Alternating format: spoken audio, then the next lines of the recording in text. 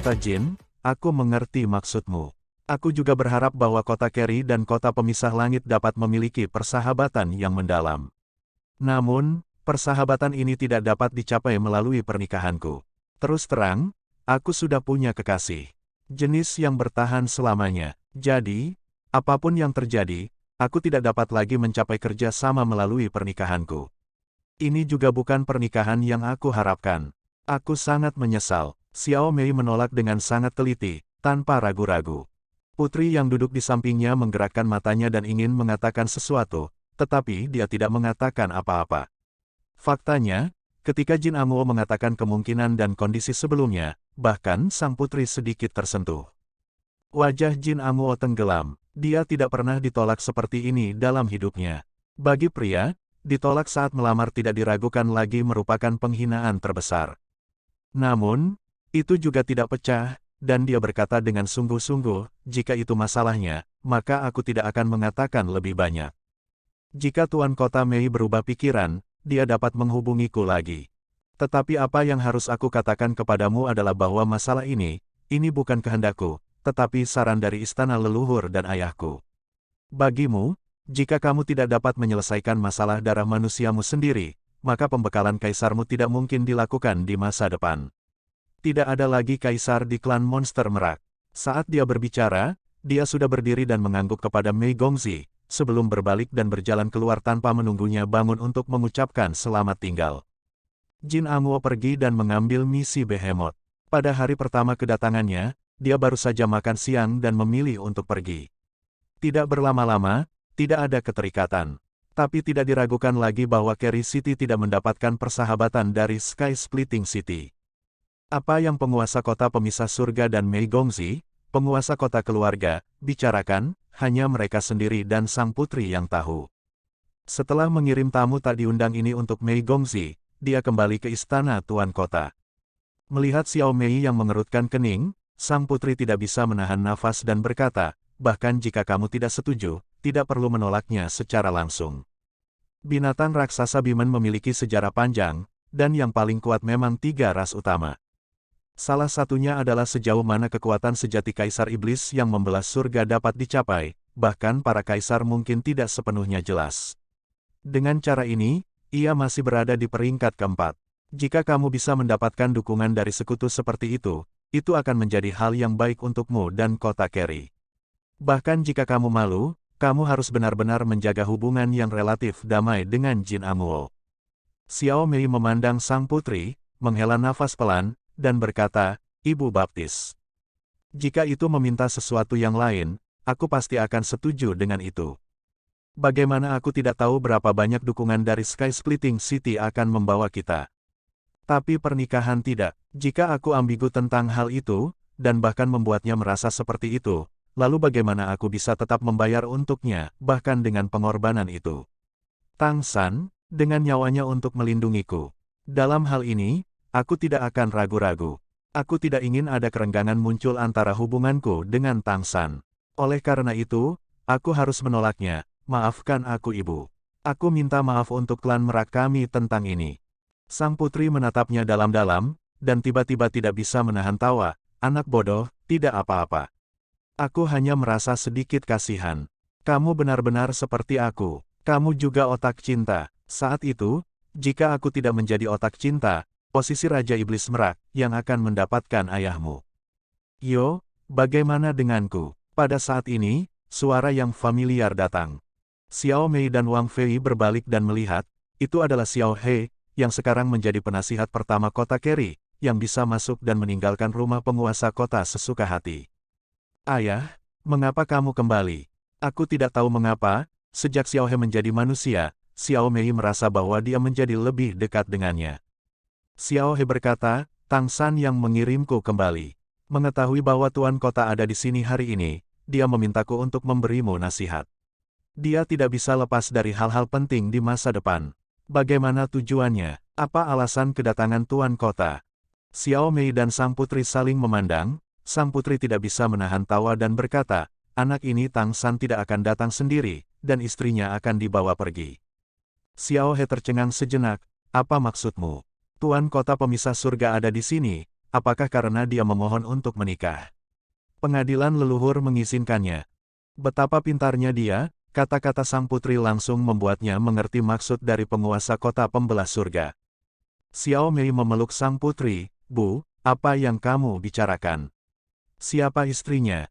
Sang putri tertawa dan berkata, "Oh, barusan, aku tidak tahu siapa yang ada di sini sampai mati." "Apa, itu sebabnya kamu tidak mengakuinya?" Tang San juga menyedihkan.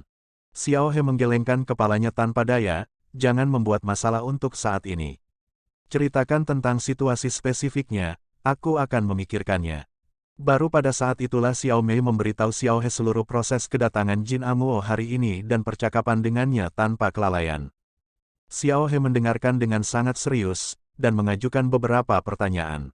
Setelah mendengarkan narasi Mei Gongzi, dia berpikir keras.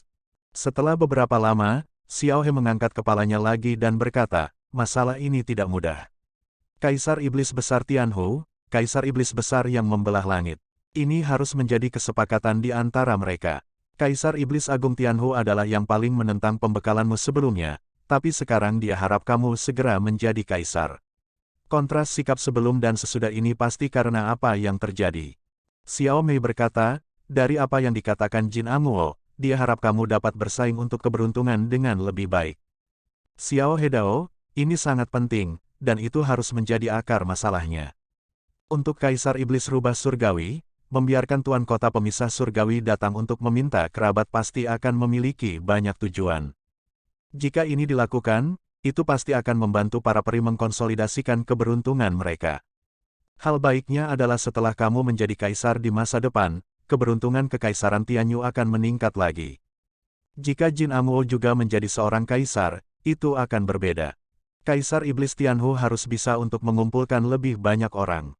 Jika berhasil, itu pasti memiliki prasyarat untuk mendukung Jin Amuo untuk memintamu menikah. Diperkirakan Kaisar Iblis Besar dari Splitting Heaven menyetujuinya. Jika pernikahan itu berhasil, mereka akan mempertahankan hubungan yang lebih dekat dengannya di masa depan. Ayah dan anak mereka plus kamu, keduanya akan mendukung Kaisar Iblis Tianhu. Dari sudut pandang istana leluhur, itu juga dapat memecahkan masalah garis keturunan manusia Anda. Ini adalah prioritas utama, mungkin ada beberapa tujuan yang lain. Dan perlawananmu tidak berbahaya bagi Kaisar Iblis Besar Tianhu. Pertama-tama, biarkan binatang buas raksasa berdiri di sisi yang berlawanan dari kita. Di masa depan, akan baik bagi Kaisar Iblis Besar Tianhu untuk menyerangmu. Tapi, aku tidak berpikir dia akan membiarkannya pergi. Dia pasti akan membuat keributan tentang itu nanti. Xiao Mei tertegun sejenak dan berkata, "Aku sudah menyinggung Sky Splitting City, apalagi yang harus dia lakukan?" Xiao He berkata, "Ada prasyarat untuk diskusi kita sekarang, apakah kamu tahu apa itu?" Xiao Mei menggelengkan kepalanya, untuk sesaat, dia benar-benar tidak bisa memikirkan untuk apa itu. Xiao He berkata, "Prasyarat ini adalah bahwa kamu adalah yang paling cocok untuk menjadi kaisar di antara semua klan monster hari ini." Xiao Mei terkejut, yang paling cocok untuk menjadi kaisar. Xiao He mengangguk dan berkata, "Pertama-tama, keluargaku tidak memiliki kaisar. Kamu telah berhasil melakukan tanya jawab, dan kamu adalah penguasa kota Keri. Ini memberimu keuntungan alami saat memberikan pengarahan kepada kaisar di masa depan. Satu-satunya hal yang dapat dilakukan kepadamu adalah sekarang. Salah satu pengaruhnya adalah apakah kultivasimu sendiri dapat mencapai tingkat seorang kaisar, dan yang lainnya adalah masalah darah manusiamu. Masalah terakhir adalah yang terbesar, pengadilan leluhur tidak akan mengizinkan keberadaan darah manusia untuk menjadi seorang kaisar. Namun, selama dua masalah ini diselesaikan, itu akan menjadi hal yang biasa bagimu untuk menjadi seorang kaisar. Setidaknya beberapa kaisar akan keberatan. Dengan cara ini, kamu bisa menjadi seorang kaisar dalam waktu sesingkat mungkin, untuk istana leluhur, dan bahkan lebih kecil, untuk memadatkan keberuntungan bagi kekaisaran Tianyu. The Great Demon Emperor Tianhu mengendalikan keberuntungan. Ketika kamu melaporkan pekerjaan terakhir kali, itu adalah kerugian besar. Tidak ada yang lebih penting daripada memulihkan keberuntungan. Ini adalah dasar dari kemakmuran klan Tianhu. Tapi dia juga sangat takut pada manusiamu, jadi dalam proses menjadi kaisar, kamu harus menyelesaikan masalah darah manusiamu. Kali ini Jin Amuo meminta pernikahan, salah satu tujuannya juga sama. Dia sudah berbicara tentang pernikahanmu, ke depan diperkirakan mereka akan mulai dari aspek ini. Xiao Mei mengerutkan kening dan berkata, Jin Amo setidaknya masuk akal dalam hal statusnya. Mungkinkah Kaisar Iblis Besar Tianhu dapat menemukan makhluk serupa lainnya untuk melamar? Jika aku dapat menolaknya, aku tidak dapat menolak yang kedua. Mereka semua menolak. Jika demikian, bukankah itu sangat menyinggung? Xiao He menggelengkan kepalanya dan berkata, tidak sesederhana itu. Lain kali, seharusnya tidak seperti ini. Tapi arahnya sepertinya tidak akan berubah. Bagaimana melakukannya? Kita harus menunggu dia benar-benar muncul. Xiao Mei berkata, lalu apa yang harus saya lakukan sekarang? Menanggapi perubahan dengan hal yang sama. Xiao He mengangguk dan berkata, itu satu-satunya cara. Bagimu, kamu pasti tidak ingin menyelesaikan masalah darah manusia, kan? Xiao Mei mengangguk dengan tegas, tentu saja, aku manusia. Xiao He berkata, kalau begitu kamu harus meningkatkan kultivasimu sesegera mungkin, dan berusaha untuk meningkatkan kultivasimu ke puncak Raja Iblis Agung sesegera mungkin. Meskipun pembekalan Kaisar tidak mungkin dilakukan, kamu dapat melihat Tang San pada waktu itu. Apakah ada cara untukmu? Aku selalu berpikir dia punya jalan. Dia selalu tenang. Jika kamu benar-benar bisa menjadi kaisar tanpa bergantung pada istana leluhur, situasinya akan sangat bagus. Tidak peduli seberapa pintar Tianhu, itu sekarang tidak dapat memikirkan fakta bahwa kamu sudah mendapat dukungan dari 3 kaisar di belakangmu. Ini adalah kartu truf kami. Ketika datang ke pembekalan kaisar, kami mungkin tidak tahu harus berbuat apa. Kaisar Iblis Harimau Putih, Kaisar Iblis Abadi, dan Kaisar Iblis Jingfeng. Kekaisaran Tianyu mendapat dukungan dari 3 kaisar. Jika kamu menambahkan Sword Saint Great Demon Emperor dengan hubungan yang baik, pembekalan tugas kaisar oleh Xiao Mei belum tentu gagal. Kaisar Iblis Mayat Hidup telah dengan jelas menyatakan bahwa ketika Xiao Mei sedang melakukan pembekalan, dia akan mendukungnya bahkan jika dia memiliki darah manusia. Ini adalah Kaisar Iblis paling kuat di dunia, dengan dukungannya, bahkan jika Kaisar Iblis Tianhu menolak, diperkirakan dia tidak akan dapat mempengaruhi kaisar lain. Karena keberuntungan Gunung Suci Tianhu telah kehilangan sebagian, pada kenyataannya, status Kaisar Iblis Tianhu sekarang menurun. Kaisar Iblis Besar Mayat Hidup adalah praktisi nomor 1 nyata di Kekaisaran Tianyu saat ini. Xiao Mei berkata, kalau begitu mari kita selangkah demi selangkah. Bu, kamu harus bekerja keras di kota Keri. Aku akan pergi ke Tang San untuk berlatih dengannya. Dengan dia, kecepatan peningkatanku akan lebih cepat. Banyak lebih cepat. Sang putri mau tak mau memutar matanya, Tang San ini, membawa putriku pergi, dan sekarang bahkan suamiku harus pergi ke sisinya, itu benar-benar bukan manusia. Xiao He tidak bisa menahan tawa dan berkata, jangan bicara tentang Xiao Mei, di sisi Tang San, aku bisa pulih lebih cepat.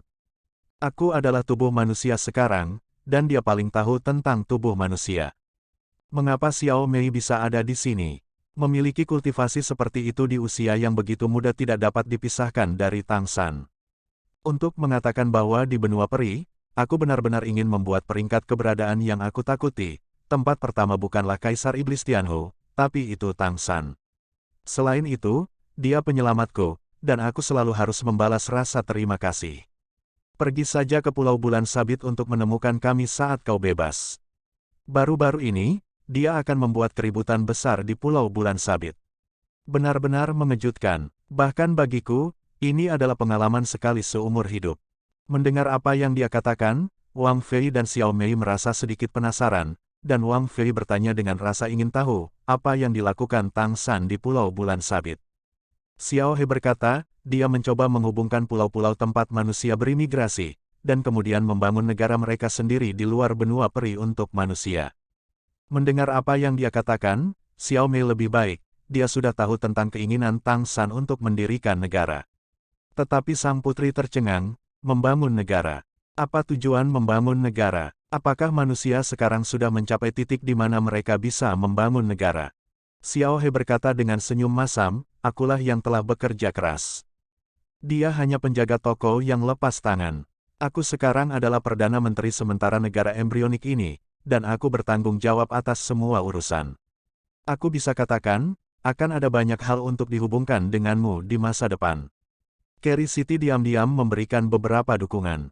Tetapi yang harus aku katakan adalah bahwa negara yang ingin dibangun Tangshan, bahkan aku merasa sangat menarik, tampaknya bahwa aku benar-benar ingin melihat harapan kebangkitan umat manusia.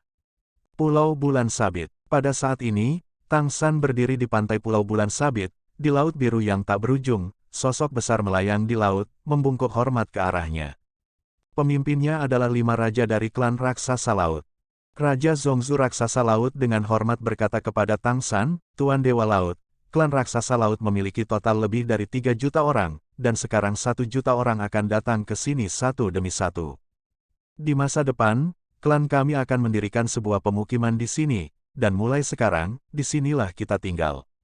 Klan Haiti sedang memecahkan masalah pencabutan hari ini. Itu akan segera datang. Haizu, selain mempertahankan tanah leluhur, yang lain juga akan dipindahkan. Setelah berkonsultasi dan penilaian dengan Raja Pohon Haiti, kami membutuhkan dukungan Haizu untuk menyelesaikan kemungkinan kamu menghubungkan pulau-pulau di atas laut. Tangshan tersenyum dan mengangguk, ini kerja keras. Kalau begitu serahkan masalah ini pada Raja Raksasa. Raja Zongzu Raksasa Laut membungkuk dalam-dalam dan berkata, inilah yang harus kita lakukan. Di masa depan, Raksasa Laut juga akan membentuk aliansi persahabatan dengan manusia dan melindungi mereka di Samudra Biru yang tak berujung. Setelah mengalami apa yang terjadi terakhir kali dan benar-benar melihat kekuatan Dewa Laut, para Raksasa Laut akhirnya menyerah sepenuhnya. Mereka semua mengerti bahwa selama Tangshan ada di sana, tidak akan ada suara kedua di Lautan Biru yang tak berujung. Yang bisa mereka lakukan hanyalah bekerja sama dengan baik. Tangshan tidak bermaksud untuk secara pribadi berpartisipasi dalam merumuskan bagaimana pulau-pulau itu terhubung. Dia sekarang lebih memfokuskan energinya untuk meneliti kemampuan bawaan manusia. Dia telah mencoba sejak lama, tetapi cukup sulit untuk menemukan kemampuan yang dapat beradaptasi dengan manusia pada umumnya, bahkan jika dia adalah dewa sekarang, dia tidak dapat memberikannya secara langsung. Sekarang setelah ruang hidup manusia telah dibuka, migrasi rahasia manusia dengan kerjasama caravan Lingki Kota Carry berlanjut. Yang harus dilakukan Tangshan adalah melakukan perjalanan secara teratur ke berbagai bagian daratan untuk mengangkut imigran manusia dan membawa mereka kembali ke luar negeri. Ini adalah proses yang panjang dan berlarut-larut. Kota Carry saat ini dalam keadaan stabil. Tangshan sendiri baru saja menembus ke tingkat Raja Iblis Besar, dan sekarang setelah dia menstabilkan kultivasinya, meningkatkan kekuatannya tidak diragukan lagi adalah hal yang paling penting. Jika ingin benar-benar membangun pemukiman manusia, melindungi manusia juga menjadi prioritas utama.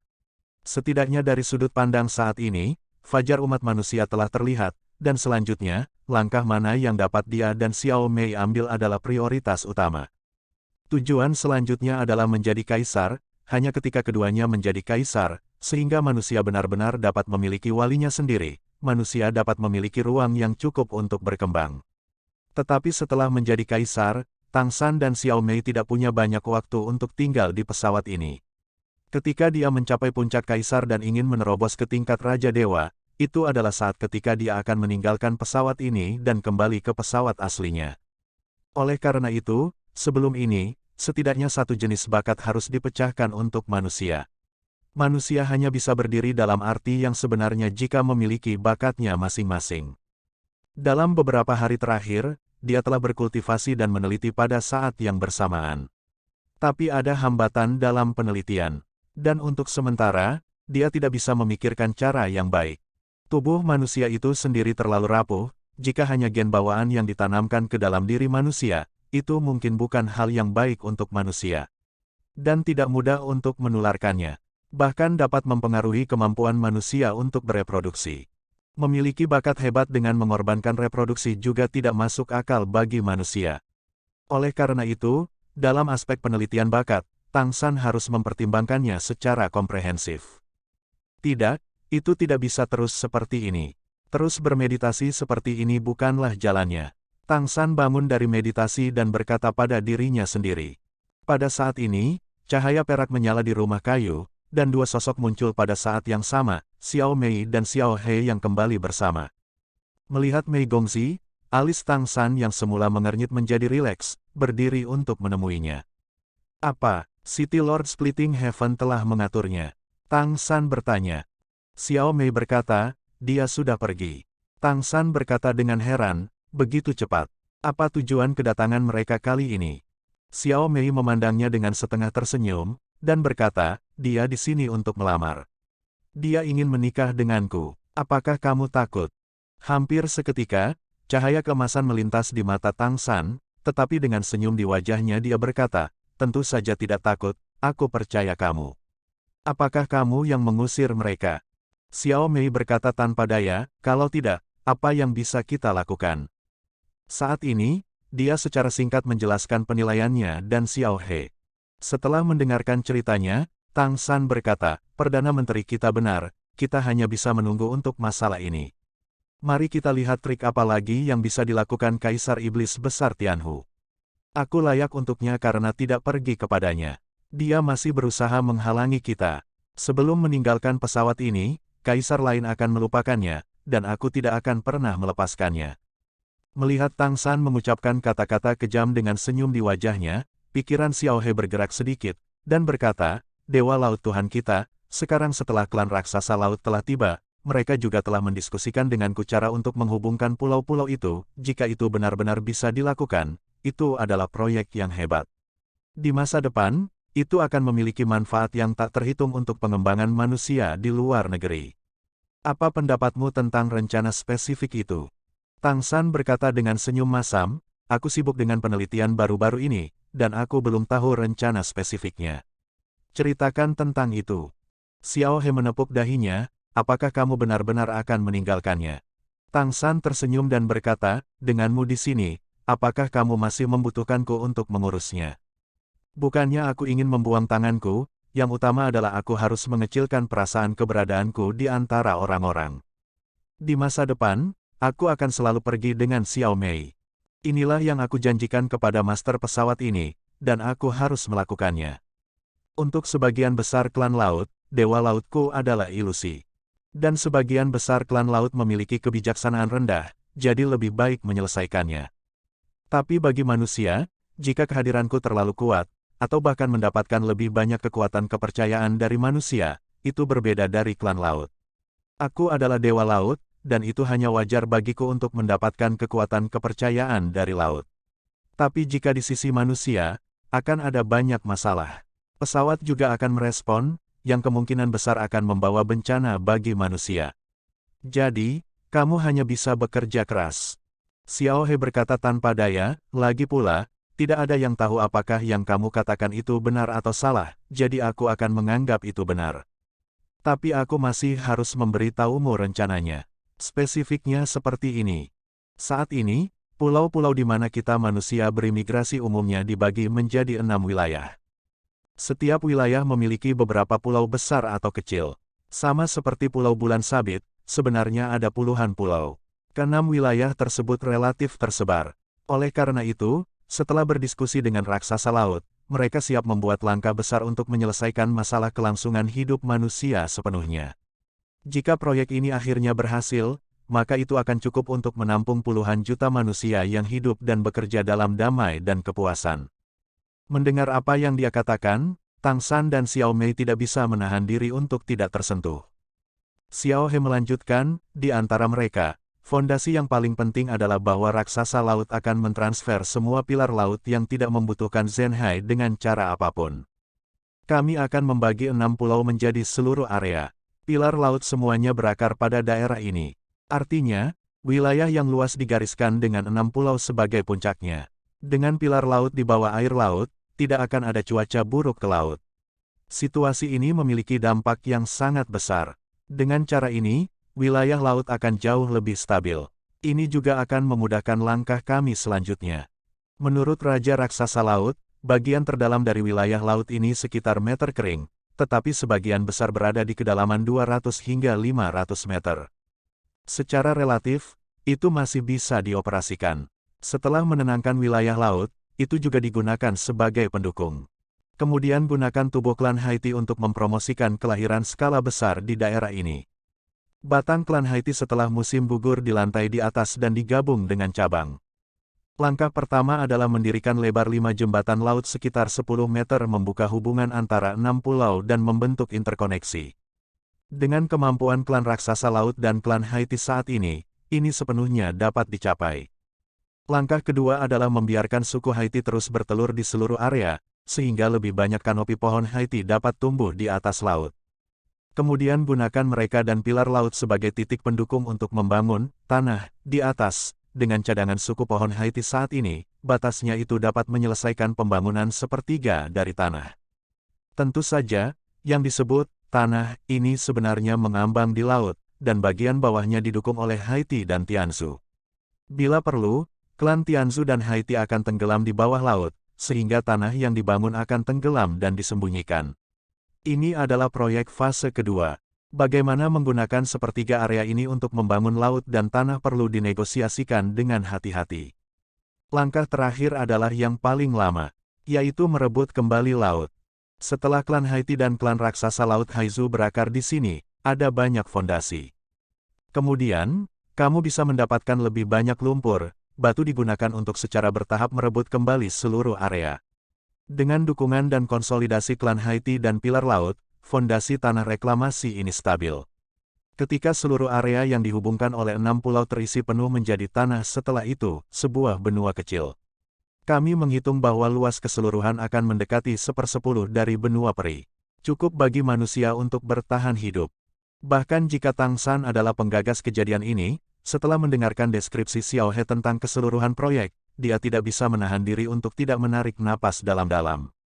Apakah itu sangat besar? Tang San tanpa sadar berseru, tapi itu juga cara yang baik untuk menyelesaikan masalah sepenuhnya. Xiao He mengangguk dan berkata, "Ya, ini memang cara yang baik untuk menyelesaikan masalah.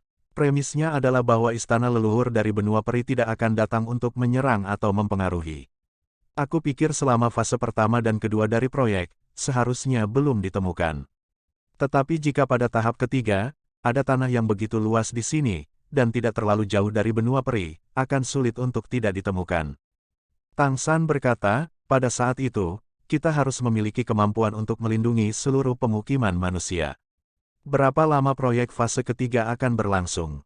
Xiao He berkata, tahap pertama proyek ini adalah yang tercepat, dan itu akan memakan waktu sekitar 1 bulan. Tahap kedua proyek akan memakan waktu sekitar 1 tahun, dan fase ketiga, aku khawatir itu akan memakan waktu 5 hingga 10 tahun. Ini semua atas dasar dukungan Dewa Lautmu. Selanjutnya, lagi pula, jika pohon Haiti ingin tumbuh dengan cepat, ia membutuhkan banyak berkah darimu. Oleh karena itu, ini bukan hal yang buruk bagi klan raksasa laut dan klan pohon Haiti.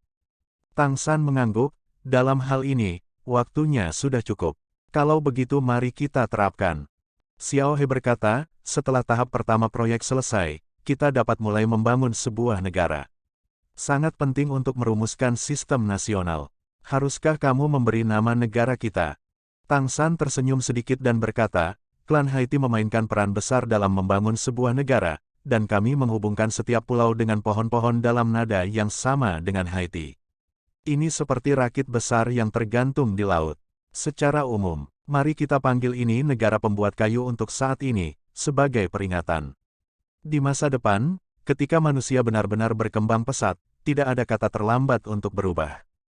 Xiao He mengangguk dan berkata, oke, itu disebut negara kayu. Maka aku akan memprioritaskan untuk mempromosikan pengoperasian rencana ini. Setelah sebulan, kamu harus dapat melihat hasil awal. Jika kamu ingin keluar untuk jalan-jalan, hanya itu baik untuk pergi. Tetapi lebih baik memiliki cara untuk tetap berhubungan, dan jika ada masalah di sini, kami dapat menghubungimu tepat waktu. Tang San sedikit mengangguk dan berkata, ada cara kontak khusus antara Xiao Mei dan aku, dimanapun aku berada, dia dapat segera menghubungiku, dan aku akan langsung menggunakan menara waktu dan ruang untuk berteleportasi kembali ke Pulau Bulan Sabit. Hari ini berbeda dengan masa lalu. Dengan bantuan menara ruang dan waktu, dan pedang Asura sebagai jembatan antara Tang San dan Mei Gongzi, jika ada masalah, selama Xiao Mei menggerakkan pedang Asura, dia dapat segera memicu koneksi dengan Tang San, dan Tang San akan dapat segera kembali. Kalau begitu kamu bisa cepat. Menambah bakat dan kemampuan manusia kita adalah hal yang paling penting untuk pembangunan masa depan negara kayu. Tanpa bakat ini sebagai fondasi, manusia hanya bisa hidup dalam bayang-bayang monster dan roh selamanya. Andalkan mereka untuk memiliki transformasi Dewa Iblis dan transformasi esensi surgawi. Mendengarkan kata-kata Xiao He, Tang San tidak bisa menahan perasaan sedikit aneh, sepertinya orang ini telah sepenuhnya mengambil identitas Perdana Menteri Negara Manusia. Xiao He berkata tanpa daya, jangan menatapku seperti itu, aku mengatakan itu mudah didapat. Apalagi, Kingzu baru-baru ini memberiku darah. Setelah aku membangun kembali transformasi merak, aku bisa merasakan manfaat dari tubuh manusia lebih banyak lagi.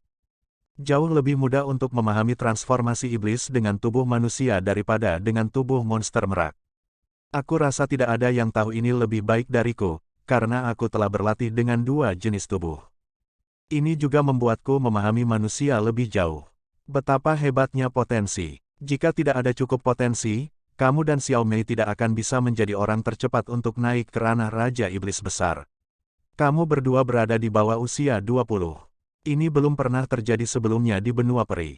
Dikatakan bahwa bagi manusia, peluang lebih dibutuhkan, dan dalam hal fondasi, manusia telah terkonsolidasi. Tang San sedikit mengangguk dan berkata, itu benar, yang tidak dimiliki manusia hanyalah kesempatan. Mei Gongxi, yang telah mendengarkan dengan tenang di sampingnya, tiba-tiba berkata, kamu ingin keluar, maukah kamu membawaku bersamamu? Mendengar emosi kecil dalam kata-katanya, Tang San tersenyum pahit, bukannya aku tidak ingin membawamu ke sana, tapi aku khawatir kita akan mendapat masalah kapan saja. Jika aku pergi terlalu jauh, tidak ada artinya komunikasi akan dapat menghubungimu secara langsung, hanya kamu yang dapat menghubungiku dan memberitahuku sesegera mungkin. Atau apakah itu baik? Aku akan keluar setiap hari di siang hari, berteleportasi kembali di malam hari, dan berteleportasi ke tempat itu di mana aku hari sebelumnya keesokan harinya untuk terus menjelajah dan mencari peluang. Xiao He berkata dari samping, Xiao Mei, dia akan menemukan peluang dan perlu berpikir dengan tenang. Jika kamu pergi bersamanya, pikirannya tertuju padamu. Bagaimana kamu bisa menemukan peluang yang cocok? Xiao Mei tersenyum dan berkata, ayah, kapan kecerdasan emosionalmu menjadi begitu tinggi, bagaimana aku bisa menyalahkannya? Xiao He berkata sambil tersenyum, kamu tidak tahan membiarkan dia pergi. Aku dari sini, jadi aku tidak mengerti mengapa kamu begitu berhati-hati. Xiao Mei tersipu, datang ke Tang San, berkata, jika kamu ingin pergi, pergi lebih awal, aku juga khawatir bahwa pengadilan leluhur akan mengambil tindakan terhadap kami. Jangan khawatir, tidak ada yang terlalu penting, aku tidak akan memanggilmu. Kamu hanya pergi dan mencari peluang. Namun, jangan pergi terlalu lama. Yah, itu tidak akan terlalu lama. Aku sudah punya ide, aku hanya perlu melihat dan memperbaiki ide-ide ini. Setelah itu, aku mungkin harus pergi ke Kekaisaran Richen Klan Roh untuk menemukan lebih banyak, aku akan membawamu bersamaku ketika saatnya tiba. Di benua peri, komunikasinya harus tetap stabil. Ini baik. Tang San merasa nyaman menyerahkan masalah pembangunan kerajaan kayu kepada Xiao He. Membangun negara kayu hanyalah prototipe sekarang, dan tidak perlu terburu-buru untuk benar-benar membangun negara. Namun, orang-orang yang bermigrasi ke pulau itu perlu mengelola negara secara terpadu, yang merupakan solusi jangka panjang. Dengan sistem manajemen yang baik, lebih banyak imigran dapat diterima dengan lebih baik di sini. Sang putri mengirim seorang penatua setingkat Raja Iblis Agung untuk membantu Xiao He. Sebelum menyelesaikan proyek tahap pertama, Xiao He bisa pergi ke pulau mana saja kapan saja melalui susunan teleportasi. Yang harus dia lakukan sekarang adalah merumuskan sistem secara seragam, kemudian memeriksa pulau-pulau, menghitung orang dan menentukan situasi spesifik, membuat daftar, dan membentuk rutinitas. Setelah kedatangan imigran masa depan, mereka harus mengikuti langkah-langkah ini untuk mendaftar dan menentukan kemana harus pergi. Rencana seperti itu sangat rumit, dan Zhang Haoxuan juga secara khusus mengirim selusin siswa dari Akademi Penebusan untuk mematuhi Xiao He. Setelah mengatur segala sesuatu di rumah, Tang San menjadi pemetik tangan, dia tidak bisa menangani semuanya secara detail. Di dunia manusia yang besar, jika dia mengatur segalanya untuk manusia dengan benar, maka aku tidak tahu berapa tahun yang dibutuhkan. Apalagi jika segala sesuatunya perlu diatur olehnya, maka manusia tidak akan pernah bisa benar-benar berkembang. Apa yang harus dilakukan Tang San sekarang adalah menjaga dirinya dalam kondisi yang baik dan menemukan peluang bagi umat manusia untuk memperoleh kemampuan bawaan. Adapun bagaimana manusia akan berjalan di masa depan, itu harus dipikirkan oleh manusia itu sendiri. Ada sebuah cerita bahwa seorang manusia memelihara seekor burung muda, dan setiap hari pada waktu yang tepat, cacing itu dikirim ke mulut burung muda itu dan membiarkannya makan. Seiring waktu, burung muda mengembangkan kebiasaan. Ketika tumbuh dewasa, berjalan di jalan dan melihat serangga lezat, ia akan berjalan begitu saja, membuka mulutnya di samping serangga, dan menunggu serangga melompat ke mulutnya sendiri, alih-alih memakan serangga secara aktif. Perlindungan yang berlebihan akan membuat makhluk hidup kehilangan naluri bertahan hidup, itulah sebabnya Tang San tidak secara langsung berpartisipasi dalam pemerintahan kerajaan manusia. Dia percaya bahwa dengan kreativitas manusia, sebuah negara dan sistem yang cocok untuk pembangunan manusia akan dibangun dalam waktu dekat. Dan dia hanya perlu menjadi penjaga rahasia untuk memastikan bahwa manusia memiliki kesempatan untuk bangun. Cepat atau lambat, dia akan meninggalkan pesawat ini. Keberadaannya terlalu istimewa untuk dunia manusia. Tang San berharap setelah dia pergi, manusia bisa melupakan dirinya sendiri, benar-benar memiliki kemampuan untuk bertahan hidup dan bertarung melawan spesies lain di pesawat ini. Ini juga yang dia janjikan kepada master pesawat untuk tidak mengganggu pengembangan pesawat ini sebanyak mungkin. Bagi bintang Falan, perkembangan monster dan roh sudah terlalu jauh, dan itu sangat tidak adil bagi kelompok lain di seluruh planet ini. Ketidakadilan semacam ini akan menyebabkan nasib bintang Falan terlalu cacat dan mempengaruhi seluruh pesawat.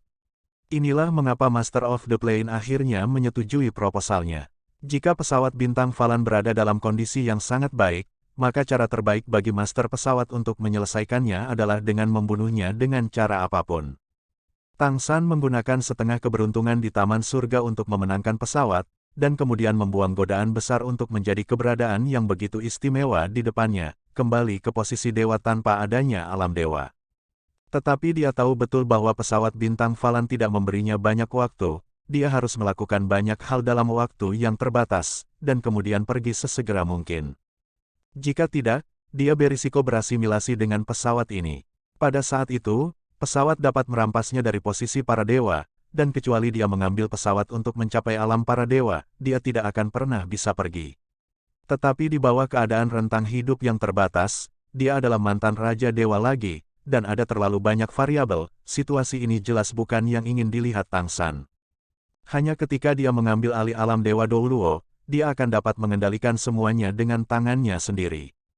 Mengucapkan selamat tinggal pada Xiao He dan Mei Gongzi, Tang San langsung pergi ke laut. Dia tidak membuat rencana untuk dirinya sendiri, tetapi hanya mengidentifikasi arah dan terbang menuju kedalaman laut. Dia bepergian kali ini untuk menemukan peluang. Bagaimana menemukan peluang? Sebenarnya dia juga tidak tahu. Lautan biru yang tak berujung sangat luas. Dia hanya berlayar di lautan biru yang tak berujung, menggunakan aura dewa lautnya untuk terus memberkati lautan biru yang tak berujung, menyebarkan auranya lebih luas, seperti berpatroli di wilayahnya sendiri. Dalam hal ini, tidak peduli apakah dia dapat menemukan kesempatan yang dia inginkan, setidaknya dia telah membawa lebih banyak berkah ke samudra biru yang tak berujung, dan dia juga dapat memperoleh lebih banyak kekuatan iman, yang juga dapat dianggap sebagai semacam kultivasi. Tang San terus terbang, menikmati keindahan samudra biru yang tak berujung. Laut memiliki warna yang berbeda, gelap dan terang, berwarna-warni. Sebagian besar berwarna biru tua dan melihat ke bawah untuk memberi kesan tak terbatas. Tang San juga mengendap dan memahami selama penerbangan seperti itu. Setelah terbang beberapa saat, Tang San menjadi semakin sadar akan ukuran raksasa bintang Falan, samudra biru tak berujung yang layak menyandang gelar tak berujung. Sebagai dewa laut, dia hampir tersesat di laut, dan dia harus mengandalkan posisi terbit dan terbenamnya matahari untuk menentukan posisinya. Di lautan biru yang tak berujung, semua jenis makhluk muncul satu demi satu, banyak di antaranya belum pernah dilihat Tang San di pesawat sebelumnya, dan unik untuk bintang Falan. Mulai dari pantai Laut Cina Timur, yang setara dengan timur laut benua peri, Tang San pergi jauh ke timur, masuk jauh ke laut. Planet itu bulat, dia percaya bahwa selama dia terus bergerak ke satu arah, dia akhirnya akan mendarat kembali di benua peri dari barat benua peri, yang merupakan lokasi Kekaisaran Richen. Ini juga tujuan tur Tang San kali ini. Dia ingin mengalaminya sendiri untuk melihat seberapa besar bintang Falan. Dengan transformasi Penglong, kecepatan terbangnya bisa dikatakan telah mencapai puncak. Namun pada hari pertama ia terbang turun, selain sesekali melihat beberapa pulau, ia tidak melihat daratan yang luas yang sebagian besar merupakan air laut. Dengan kata lain, terbang ribuan mil ke satu arah, tanpa kemungkinan melihat ujungnya. Setidaknya ke arah mana dia terbang sekarang, dia belum menemukan lahan yang luas. Ini membuat Tang San membuat penilaian di dalam hatinya. Alasan mengapa benua peri dapat memadatkan keberuntungan yang begitu besar adalah karena ia hampir mengendalikan keseluruhan keberuntungan bintang biru, yang seharusnya memiliki hubungan yang baik dengan tanah bintang biru. Jarak yang dia tempuh hari ini telah lama melampaui skala benua peri. Kemudian, dapat disimpulkan bahwa pada planet, area yang ditempati oleh lautan seharusnya jauh lebih besar daripada daratan. Meskipun ada lebih banyak organisme laut, mereka lebih dibatasi oleh lautan daripada organisme darat. Di lautan biru yang tak berujung, ada terlalu banyak spesies kehidupan laut, bahkan jika satu spesies kuat, ruang lingkup kendalinya terbatas. Raksasa laut hanya beberapa juta orang, yang terdengar seperti banyak, tetapi jika mereka tersebar di laut, mereka bukan apa-apa.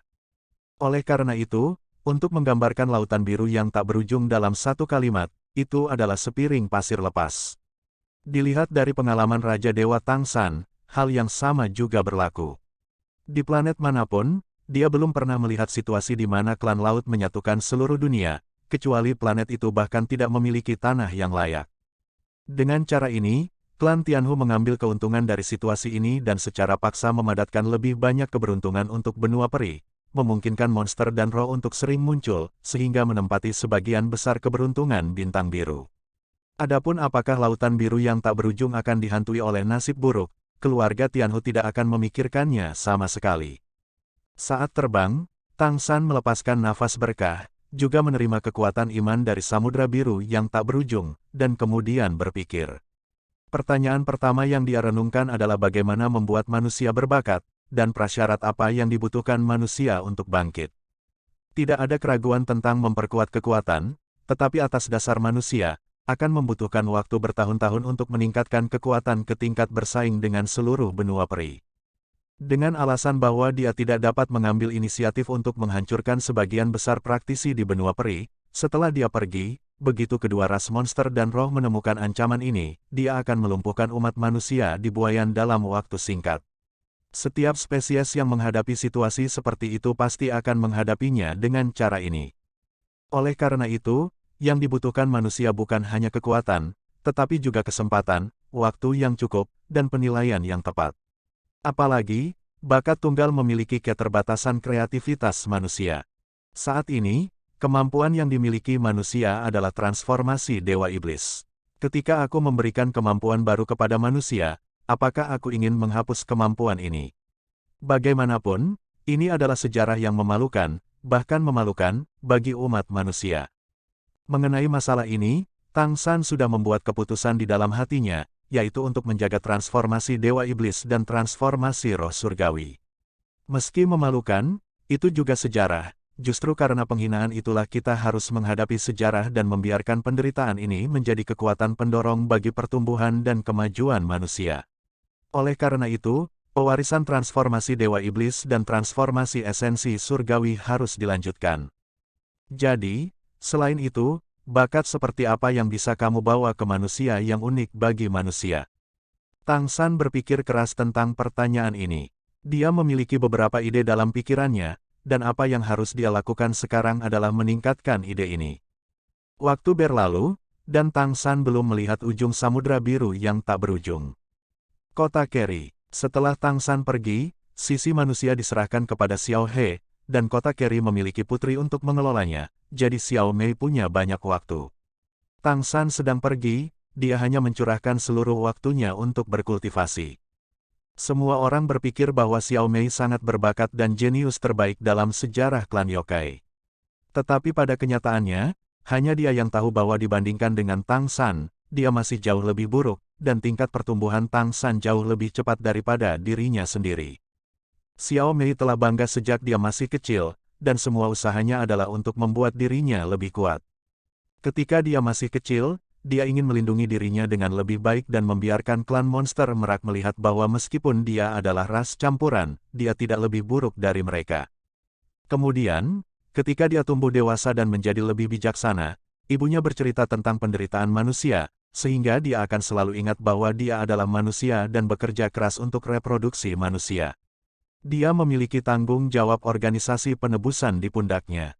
Jadi, dia telah bekerja sangat keras untuk menjadi orang yang berguna.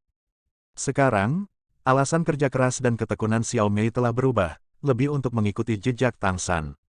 Dia berharap ketika dia membutuhkan, dia bisa berdiri di sisinya dan membantunya. Sejak Tang San pergi, Xiao Mei menemukan bahwa kecepatan kesadaran spiritualnya meningkat bukannya menurun, dan dia bisa mendapatkan umpan balik dari Asura Demon Sword setiap hari untuk memperbaiki kesadaran spiritualnya. Dengan pedang iblis Asura, sebuah artefak super yang berada di lautan kesadarannya sendiri, kesadarannya dapat dikatakan meningkat dari hari ke hari. Kemampuan yang paling sulit untuk dikultivasikan monster lain sangat sederhana baginya, dan bahkan bisa dikatakan mudah. Inti dari kekuatan garis keturunan yang dia miliki adalah kekuatan atribut ruang, dan untuk meningkatkan kekuatan atribut ruang, hal pertama yang dibutuhkan adalah pemahaman. Pada saat yang sama, dia tidak berhenti mengolah transformasi harimau putih dan transformasi Phoenix abadi. Bagaimana mengintegrasikan 3 garis keturunan adalah masalah terbesar yang dia hadapi sekarang, terutama perpaduan transformasi Phoenix abadi dan transformasi merak. Penguasa langit, bahkan Kaisar Iblis Undead akan kagum saat melihatnya. Dan bagaimana untuk benar-benar menjadi Raja Langit adalah sesuatu yang harus selalu dipahami oleh Mei Gongxi.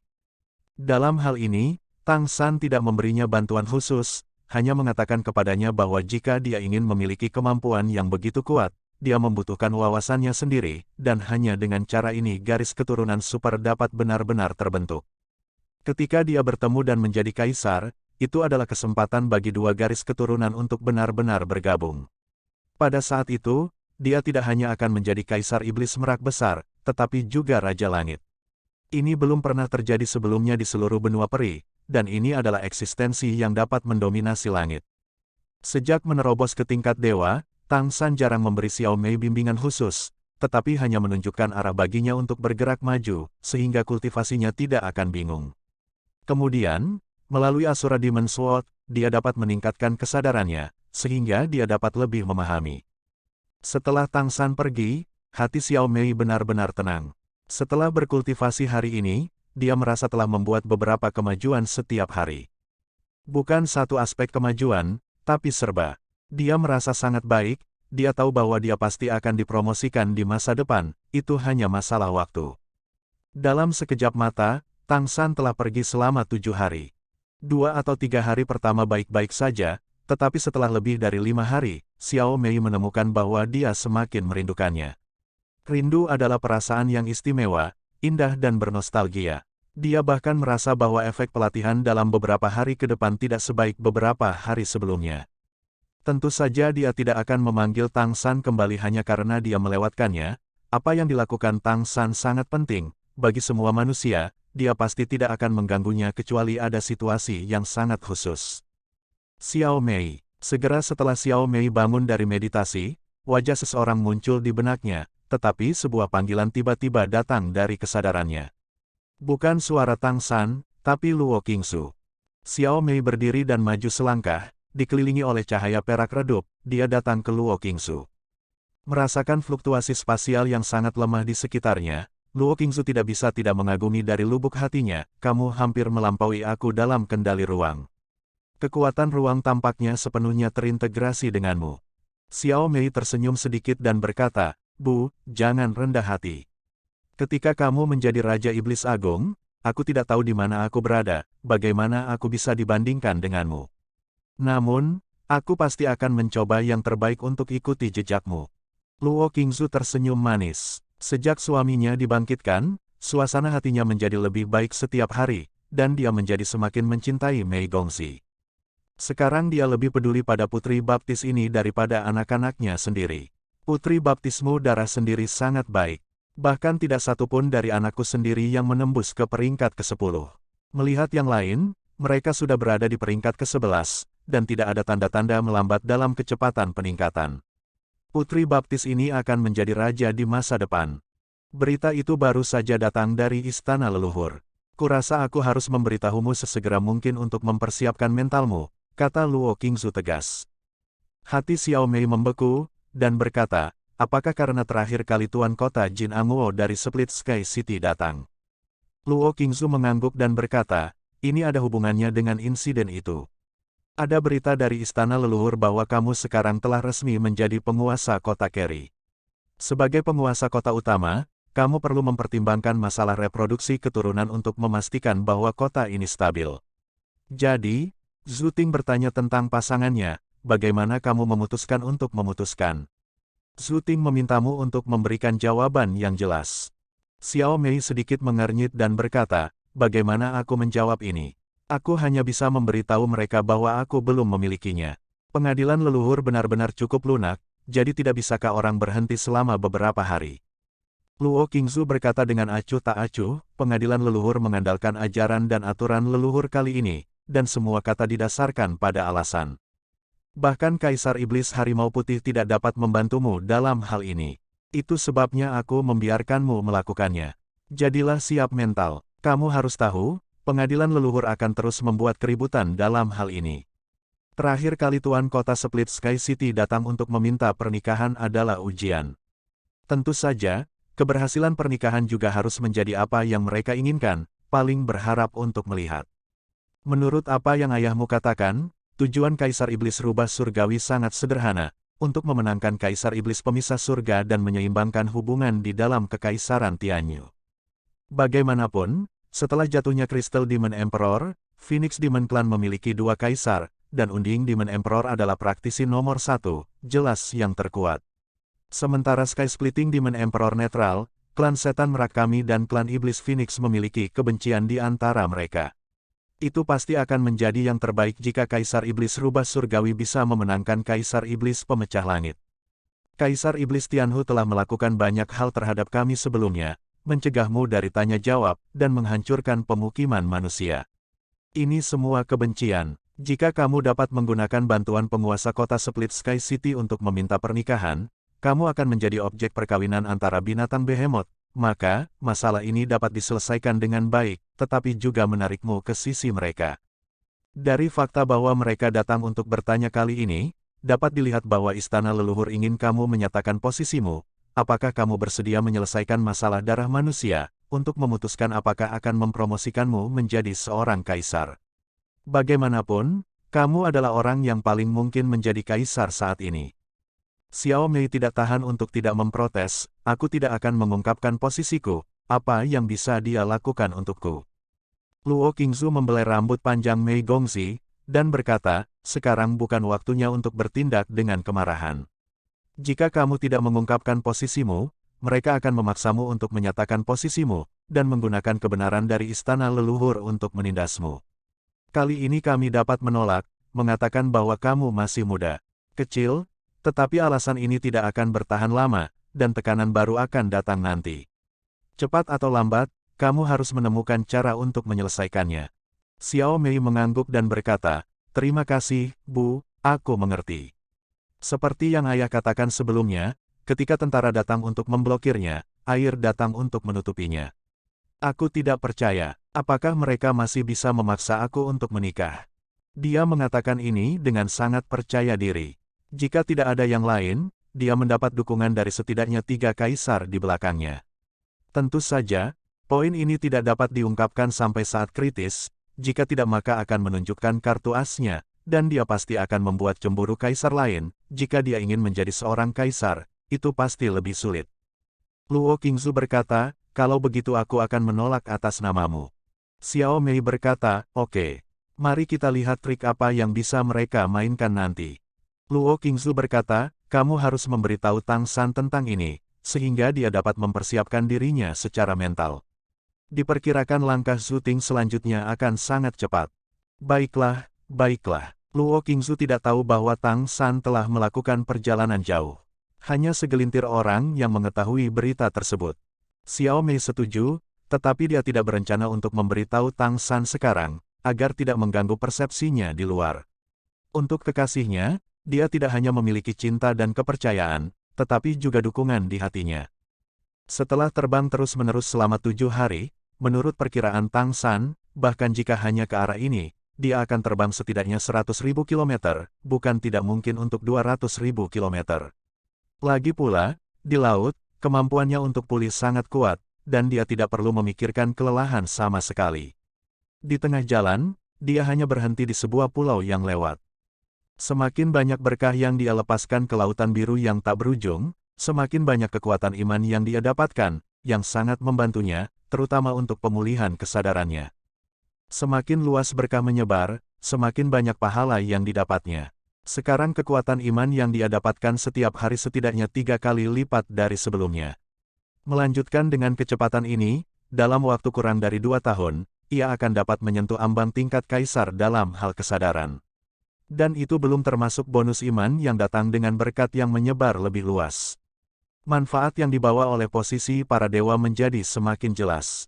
Untuk Tang San, ini memberinya rasa urgensi yang lebih besar. Karena semakin pendek waktu dia tinggal di pesawat ini, semakin pendek waktu yang dia habiskan untuk melakukan sesuatu untuk manusia. Tiba-tiba, mata Tang San menunjukkan tatapan aneh. Divine Sense-nya sangat kuat, dan dia bisa merasakannya dalam jangkauan yang luas, terutama di lautan biru yang tak berujung. Bonus Divine Sense-nya sangat besar. Bonus kesadaran ilahi ini memungkinkan dia untuk merasakan beberapa perubahan halus dalam sekejap. Pada saat ini, dia merasakan perubahan suhu. Suhu di sekitarnya sepertinya tiba-tiba naik, dan kenaikan suhu membuat Tang San merasakan perasaan aneh di hatinya. Suhu di depan tiba-tiba naik, yang jelas bukan situasi normal. Lautan biru yang tak berujung begitu luas sehingga dapat menyesuaikan suhu dengan sendirinya. Saat ini, suhu meningkat sangat cepat, yang jelas bukan disebabkan oleh perubahan iklim normal. Dalam perjalanan ini, Tang San tidak membiarkan klan Hai memimpin, jadi dia tidak mengesampingkan kemungkinan bertemu dengan Laut Kuning yang kotor dan King Hai hantu yang dikatakan klan Hai. Ini juga dunia yang ingin dia jelajahi. Pembentukan Laut Kuning yang kotor sepenuhnya disebabkan oleh nasib buruk. Menurut orang Hai, luas Laut Kuning yang kotor tidak terlalu luas, namun terus bertambah.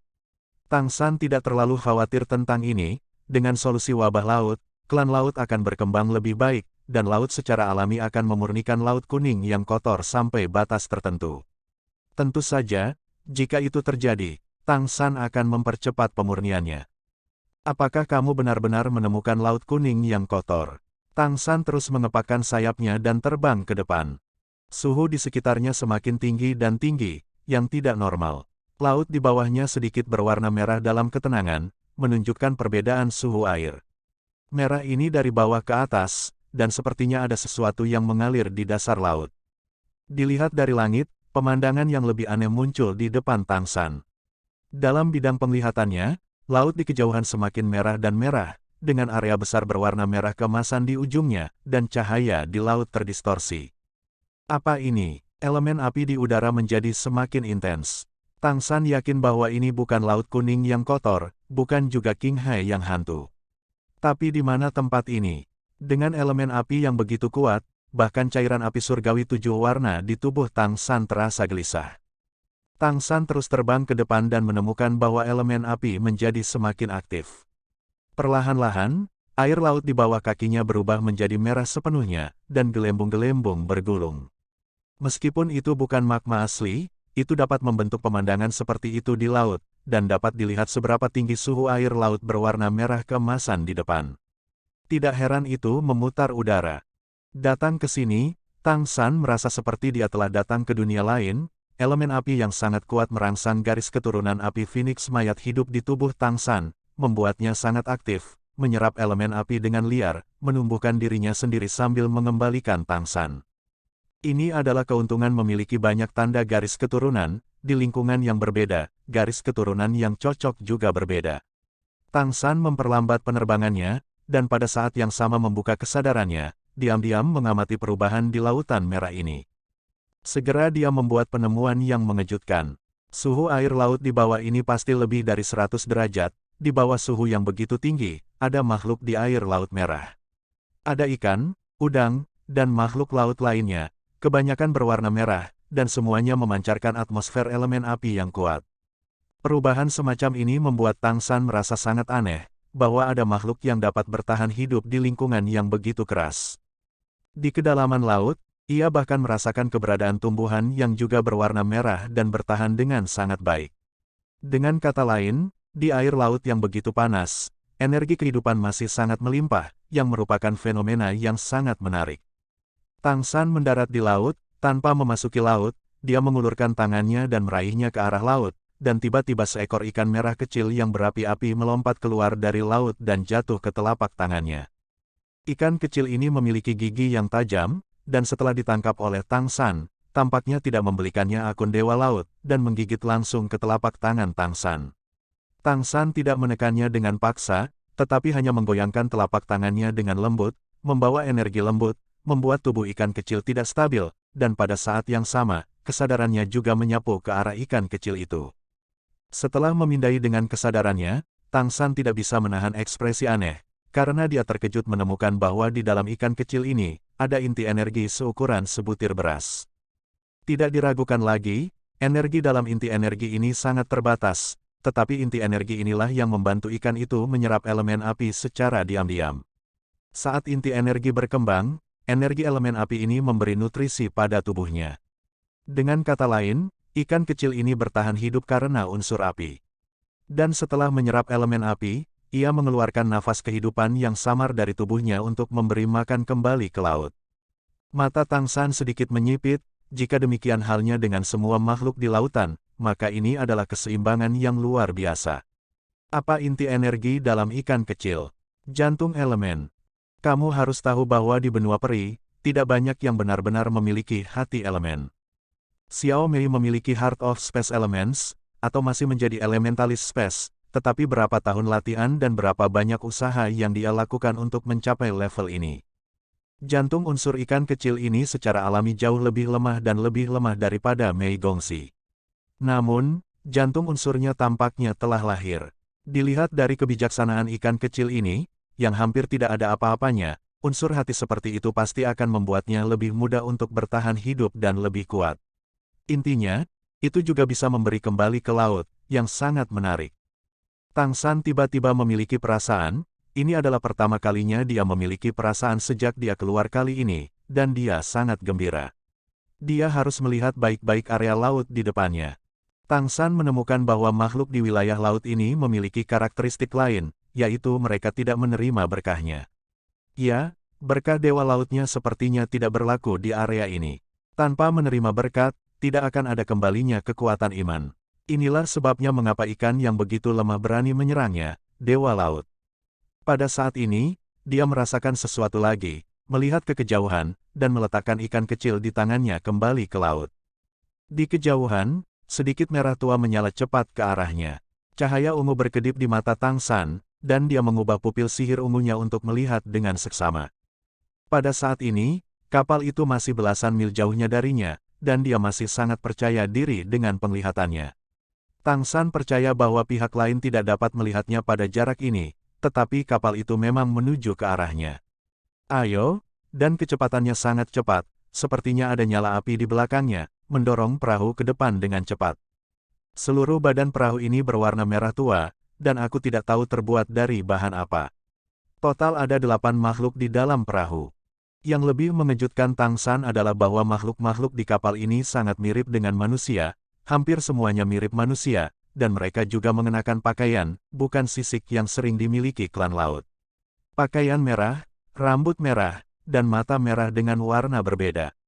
Kulitnya sangat cerah, dan ada garis api samar di wajah. Manusia, tidak, bukan manusia, ini pasti populasi khusus, populasi yang tidak dia ketahui. Ekspresi wajah Tang San tampak agak aneh, ada kelompok seperti itu di atas laut yang jauh ini. Tidak ada keraguan bahwa pihak lain lahir dari elemen api, dan dapat menggunakan alat, tampaknya sangat terorganisir dan menarik. Tang San tidak melanjutkan, tetapi tetap di tempatnya dan menunggu dengan tenang, menggunakan akal ilahinya untuk lebih memahami situasi di sekitarnya.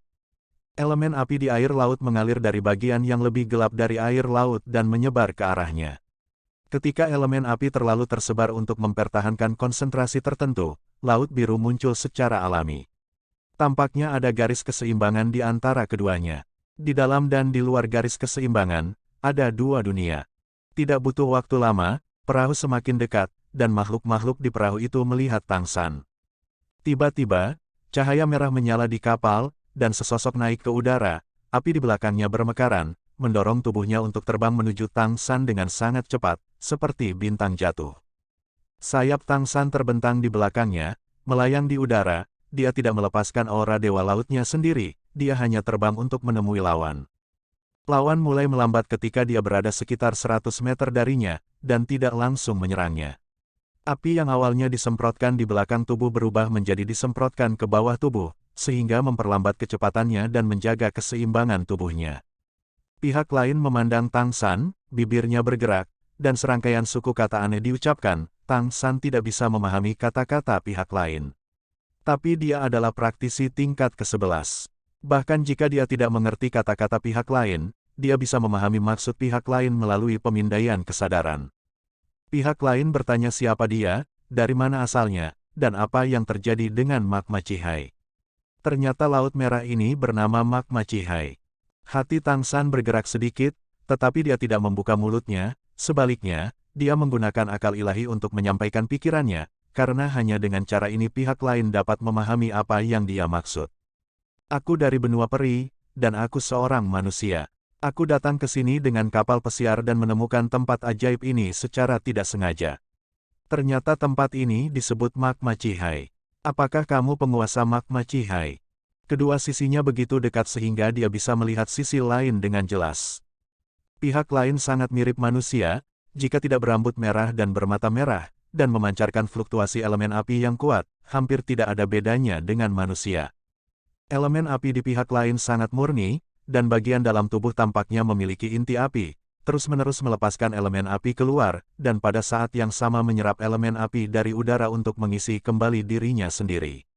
Dilihat dari aura dan fluktuasi energi, lawannya kira-kira setara dengan kekuatan tingkat 8 dari benua peri, dan itu tidak lemah. Merasakan transmisi suara dari kesadaran Tang San, pihak lain jelas terkejut, dan kemudian berkata, kami adalah suku Huoli, dan kami adalah penguasa magma Cihai. Yang mulia adalah tamu dari jauh, jadi silakan ikuti kami, ke magma Cihai, mari kita menghibur. Tang San secara alami tidak akan takut mendengar ini, dia sedikit mengangguk, tersenyum dan berkata, itu benar, tolong tunjukkan jalannya. Kemudian dia membuat gerakan, tolong. Pada saat ini, perahu merah tua juga mendekat, dan suku Huoli mengambil Tang San dan berinisiatif untuk jatuh ke arah perahu. Tang San mendarat di kapal bersamanya, segera menarik perhatian orang-orang Huoli lainnya di atas kapal. Mata orang-orang Huoli yang memandang Tang San ini tidak bermusuhan, tetapi lebih penasaran. Lagi pula, di permukaan, selain rambut hitam dan mata hitam, Tang San tidak berbeda dari mereka, mereka adalah spesies yang serupa. Tang San menyambut mereka dengan senyuman. Perahu berbalik dan menuju ke kedalaman magma Cihai. Aku belum bertanya, bagaimana kamu memanggil Xiongtai? Tang San bertanya kepada anggota suku Huoli peringkat 8 sebelumnya. Suku Huoli menjawab, namaku Huo Zhao, dan aku kapten tim patroli lepas pantai ini. Bagaimana denganmu? Tang San berkata, namaku Tang San. Laut merah magmamu benar-benar aneh, ini pertama kalinya aku melihat laut seperti itu, elemen apinya sangat kaya, untuk dapat terus mempertahankan elemen api yang begitu kuat di laut biru yang tak berujung, sangat aneh. Huo Zhao tidak memiliki rencana apapun, dan berkata langsung, Mama Cihai kita bergantung pada gunung suci magma di dasar laut untuk eksis. Semua makhluk di sini dilindungi oleh Dewa Api dan memiliki kemampuan untuk hidup dengan elemen api. Dewa Api memberinya melalui gunung magma suci. Kami memiliki lebih banyak elemen api, sehingga kami dapat bertahan, dan kami terus mengirimkan berkah ke gunung magma suci, sehingga dapat mempertahankan keadaan stabil mengeluarkan elemen api. Ini telah menciptakan lautan elemen ini. Mendengar kata, lautan elemen, Tang San mau tak mau tergerak, ya. Lautan elemen yang stabil menciptakan suku Huoli dan makhluk-makhluk aneh di laut. Hal yang paling aneh dari elemen api ini adalah mereka tidak mendominasi, agresif, dan bahkan inklusif, yang secara alami dapat diserap oleh makhluk di sini. Aku harus mengatakan bahwa ini adalah keajaiban, dan mungkin terkait dengan suku Huoli. Secara umum, letusan gunung berapi bawah laut harus mengancam jiwa. Mungkin suku Huoli menggunakan beberapa cara untuk melunakkan elemen api dan membuatnya lebih mudah diserap. Ini harus menjadi bakat keluarga mereka. Jika tidak, mereka mungkin satu-satunya kelompok yang bertahan di magma Cihai ini, bukan biota magma Cihai yang sangat besar. Ini sangat aneh. Apakah kamu membuat elemen api di Laut Merah Magma ini begitu lembut? Panas tapi tidak agresif, sehingga lebih banyak makhluk elemen api bisa berkembang di sini. Huo Zhao tercengang ketika mendengar kata-kata Tang San, dan kemudian berkata, aku tidak bisa mengatakan itu. Setelah melihat yang lebih tua, kamu bisa bertanya kepada yang lebih tua. Dia jelas tidak pandai berbohong. Dari sorot matanya, Tang San sudah mendapatkan penegasan jawaban. Ini benar-benar spesies yang sederhana, dan tidak terlalu agresif. Ini adalah penilaian awal Tang San setelah melihat klan Huoli. Magma Cihai mencakup area yang luas, dan saat kapal bergerak lebih dalam, elemen api di udara menjadi semakin melimpah.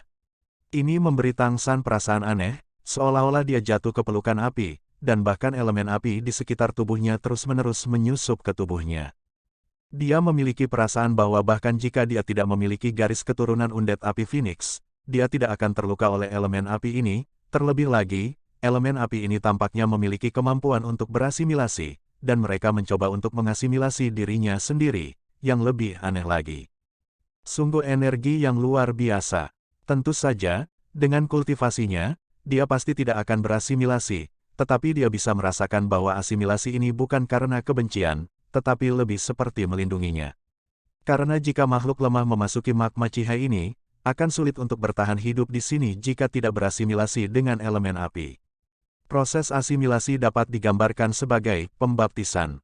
Huo Zhao mengalihkan pandangannya ke Tang San dari waktu ke waktu, melihat bahwa ekspresinya masih sama, warna mata dan rambutnya tidak berubah, dia tidak bisa menahan diri untuk sedikit terkejut.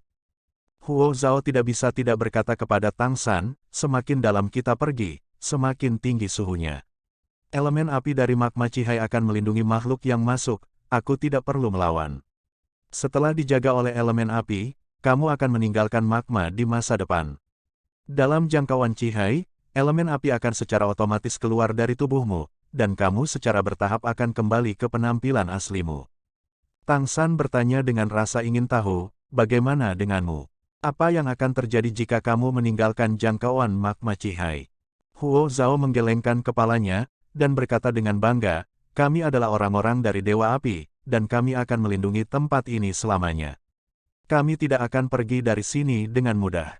Jadi, aku tidak tahu apa yang akan terjadi pada kami setelah kami meninggalkan daerah ini. Tang San mengangguk, memang, orang-orang Huoli yang mirip dengan manusia ini sangat bergantung pada elemen api. Jika mereka pergi dari sini, diperkirakan akan berdampak besar pada mereka. Elemen api menyembur keluar dari bagian belakang perahu, mendorong perahu untuk membelah ombak. Tang San menemukan bahwa di bagian bawah perahu ada keberadaan yang mirip dengan lingkaran sihir, dan lingkaran sihir inilah yang memobilisasi elemen api, mendorong perahu ke depan, memungkinkan perahu melaju dengan kecepatan tinggi. Lingkaran sihir juga dapat memperoleh energi dari magma Cihai, dan tidak perlu mengkonsumsi kekuatan orang-orang Huoli ini di kapal, mereka hanya perlu memandu arah dan menjaga lingkaran sihir tetap terbuka. Seperti yang dikatakan Huo Zhao, semakin dalam magma Cihai, semakin tinggi suhu sekitarnya. Mata hanya bisa melihat tempat-tempat yang lebih dekat, dan tempat-tempat yang agak jauh, cahayanya terdistorsi karena suhu tinggi, sehingga sulit untuk melihat. Peningkatan suhu ini tentu saja tidak akan membahayakan Tang San, dan bahkan membuat garis keturunan Phoenix api undead di tubuhnya semakin bersemangat. Dengan menyerap elemen api murni di sini, kekuatan garis keturunan menunjukkan tanda-tanda evolusi. Meskipun tingkat budidaya Tang San saat ini telah meningkat ke peringkat ke-11, sebagian besar kekuatan garis keturunannya masih di peringkat ke-10. Ini tidak mungkin. Kelemahan terbesar dari transformasi Dewa Iblis adalah dibatasi oleh konsentrasi pembuluh darah. Hanya kekuatan dari dua garis keturunan super yang diringkas oleh Tang San sendiri yang dapat ditingkatkan melalui kultivasinya sendiri. Lagi pula, ini adalah garis keturunan yang belum pernah terjadi sebelumnya yang dia ciptakan. Oleh karena itu, selama periode waktu ini, dengan peningkatan ranah, hanya Kaisar Perak Biru Chaos dan perubahan Jinmeng yang dipromosikan ke urutan ke-11. Pada saat ini, dirangsang oleh elemen api murni dari dunia luar, dia jelas merasa bahwa garis keturunan Phoenix api undetnya terus meningkat, dia bahkan merasa bahwa jika dia tinggal di sini untuk berkultivasi, dia seharusnya dapat meningkatkan garis keturunan Phoenix api undet ke level dalam waktu dekat ke urutan 11. Air laut di bawah secara bertahap berubah dari merah pucat menjadi merah tua, dan masih semakin dalam. Tang San menemukan melalui persepsi indera ilahinya bahwa setelah masuk lebih dalam, makhluk di magma Cihai menjadi lebih sedikit, tetapi makhluk apapun yang dia rasakan jauh lebih kuat daripada laut luar, hampir semuanya berada di atas peringkat ke-6, dan beberapa bahkan mencapai ke-9. Makhluk laut yang bermutasi ini tumbuh subur di sini. Di Laut Merah Magma, mereka seperti tubuh energi, terus-menerus menyerap elemen api, dan terus-menerus mengembangkan napas kehidupan mereka sendiri. Ketika mereka sampai di sini, Tang San juga bisa merasakan bahwa aura kehidupan yang mereka pancarkan mengembun ke kedalaman Laut Merah Magma. Jelas ada sesuatu yang menyerap energi kehidupan ini. Ini adalah siklus, tidak diragukan lagi, siklus yang luar biasa. Dalam kisaran ini, elemen api memelihara semua makhluk, dan energi kehidupan yang mereka hasilkan diumpankan kembali ke magma Cihai, sehingga elemen api yang dilepaskan oleh magma Cihai menjadi ramah dan dapat terus diserap. Makhluk-makhluk ini tumbuh, dan energi kehidupan yang dilepaskan setelah mereka tumbuh akan lebih kuat, dan dapat lebih menjaga keseimbangan ekologi magma Cihai. Ini adalah tempat yang aneh. Seperti kata pepatah, dunia ini besar dan penuh keajaiban. Jika kamu tidak berjalan-jalan, kamu tidak akan dapat menemukan dunia yang begitu aneh hanya dengan imajinasi. Tang San juga menemukan bahwa ketika mereka pergi jauh ke dalam Laut Merah Magma, orang-orang Huoli di kapal menjadi lebih energik, jelas dipelihara oleh elemen api murni, keadaan mereka menjadi lebih baik, dan bahkan basis budidaya mereka dipengaruhi oleh elemen api, bahkan kecepatan kapal menjadi lebih cepat. Semua ini sangat aneh. Elemen api adalah segalanya di dunia ini, dan semuanya bergantung padanya untuk eksis. Jika bukan karena kepastian penuh Tang San bahwa tidak ada dewa lain di pesawat ini selain dia benar-benar merasa seperti ada dewa api di sini. Dibandingkan dengan seluruh lautan biru yang tak berujung, area magma Cihai hanya setetes di lautan. Warna laut berangsur-angsur berubah menjadi merah tua, sehingga cahaya di sekitarnya menjadi redup. Tang San secara bertahap merasakan inti dari Laut Merah Magma ini. Tidak ada daratan di dalam magma Cihai, tetapi dia bisa merasakan bahwa di bawah laut, ada gunung berapi besar dengan magma yang mengalir di bawah laut. Area kabut tebal yang luas muncul di depan mereka, dan kabut tebal ini dihasilkan setelah magma di bawah permukaan laut bersentuhan dengan air laut. Kabut-kabut ini bergegas ke langit dan menghalangi matahari, yang membuat cahaya di bawah redup. Seluruh dunia tampaknya telah berubah menjadi merah tua. Anehnya, kabut air tidak mempengaruhi tampilan permukaan magma Cihai. Meskipun suhu di sini telah menjadi lebih tinggi, cahayanya tidak terdistorsi sebanyak di luar, dan masih dapat terlihat dengan jelas. Mereka bertemu dengan kapal lain, dan situasi di kapal itu mirip dengan mereka, dengan sekelompok kecil orang dari suku Huoli. Huo Zhao mengeluarkan keong merah dari tangannya dan meniupnya ke mulutnya, dan keong itu mengeluarkan suara, wow. Sangat jauh, Tang San merasakan kesadaran memindai ke arah mereka. Praktisi tingkat dewa. Tidak ada keraguan bahwa suku Huoli memiliki praktisi tingkat dewa. Tang San tidak terkejut sama sekali tentang ini. Klan Huoli mampu menjaga lautan magma yang begitu ajaib. Akan sangat aneh untuk mengatakan bahwa tidak ada praktisi tingkat dewa. Tang San tidak menahan kesadaran spiritualnya sendiri, tetapi membiarkan kesadaran spiritualnya dilepaskan dengan damai di luar tubuh, mengekspresikan kebaikannya. Cahaya merah keemasan tiba-tiba menyala di kejauhan, dan cahaya merah keemasan langsung berakselerasi, seperti bintang jatuh yang terbang lurus ke arah Tang San dan yang lainnya. Kecepatannya jauh lebih cepat daripada Huo Zhao yang terbang dengan elemen api. Penatua ada di sini, Huo Zhao berkata kepada Tang San di sampingnya. Tang San tersenyum dan mengangguk, mengambil inisiatif untuk berjalan ke haluan. Cahaya api turun dari langit, cahaya yang kuat jatuh, dan senyum tipis muncul di wajah Tang San. Sesosok muncul di haluan kapal, dan perahu masih mempertahankan tren maju, dan tidak terpengaruh oleh angka ini. Di haluan adalah seorang pria parubaya, sangat tampan, dengan sepasang mata memancarkan cahaya merah keemasan, menyipitkan mata ke arah Tang San ke atas dan ke bawah. Tang San sedikit mengangguk, menyapanya, dan pada saat yang sama menyampaikan pikirannya dengan perasaan spiritualnya, "Halo, tetua klan Huoli. Aku Tang San dari klan manusia." Tetua klan Huoli dengan hati-hati merasakan aura di tubuh Tang San, dan mau tidak mau menunjukkan sedikit kejutan di wajahnya, mengatakan, "Halo, tamu terhormat dari jauh. Auramu sangat aneh, aku bahkan tidak bisa menilai kekuatanmu." Alasan mengapa itu mulia adalah karena kamu tidak dapat menilai kultivasiku. Tang San tersenyum ke dalam, tetapi di permukaan dia berkata sambil tersenyum, itu mungkin karena kemampuanku tidak sama dengan para bangsawan. Aku berlayar di laut biru yang tak berujung, dan aku tidak sengaja melewati tanah yang berharga sebelumnya. Aku menemukan dunia ajaib seperti itu. Penatua klan Huoli berkata, namaku Huo Xing. Kamu seorang tamu dari jauh, hanya untuk mengundangmu ke klanku sebagai tamu.